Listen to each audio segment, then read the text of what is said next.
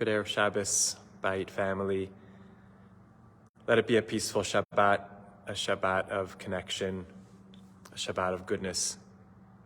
Speaking of goodness, after the story, or in the aftermath of the story of Chet HaEgel, of the sin of the golden calf, the beautiful, poignant, and powerful exchanges between Moshe Rabbeinu and God in chapter 33, in which Moshe seeks an intimate connection with God.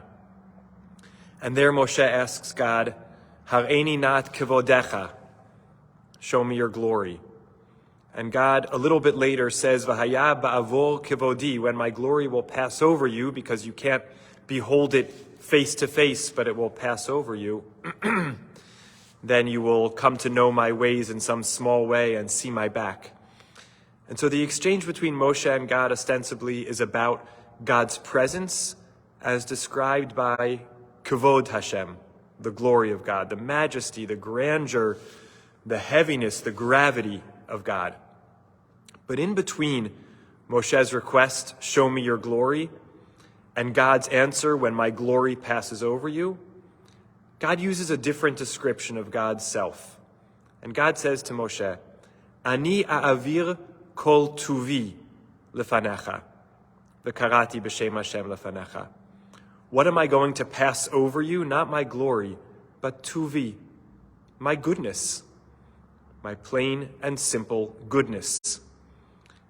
And when that goodness passes over you, I will proclaim my name, almost to suggest that the things are synonymous. God's name, God's essence, and God's goodness. Kol tuvi, the fullness of a God that is in some way, maybe if not fully visible or understandable to us in this world, kulo tov, entirely good.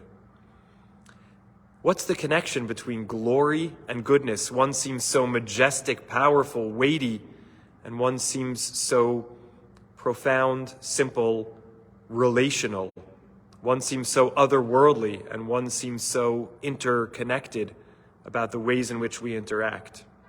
I think the message that God is communicating to Moshe and that this story is telling us is that the ultimate kavod, the ultimate glory, God's ultimate glory, is God's goodness. What is worthy of kavod, of honor, of respect, more than tov? The simple acts of goodness and kindness, seeing the other, helping the other, being there for the other. So let it be a Shabbat when we think about the majesty and glory and might of God, that we understand that its most basic sense, its goodness. And if we are enjoined to imitate God, v'halachta bidrachav, then our most basic call is the call to do good. V'asita hayashar v'hatov, that which is upright and that which is simply good. I always come back to the fact that just as I walked into our Bait's Heichal, as I walked into the main sanctuary to share these words with you, I walked underneath the inscribed letters and words of the prophet Micha that are right above the entrance to the Beit Knesset, to this main sanctuary. Higid lecha Adam matov uma Hashem doresh mimcha. God has told you what is good and what God asks of you, to do justly, to love kindness, and to walk humbly with your God. But I think about the double language at the beginning. Higid lecha Adam matov uma Hashem doresh mimcha. God has told you what is good and what God seeks of you. They're one and the same.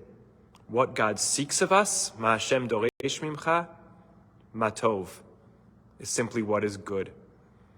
Wishing us a Shabbat of appreciating the glory, the majesty, the gravity, and the profundity of goodness.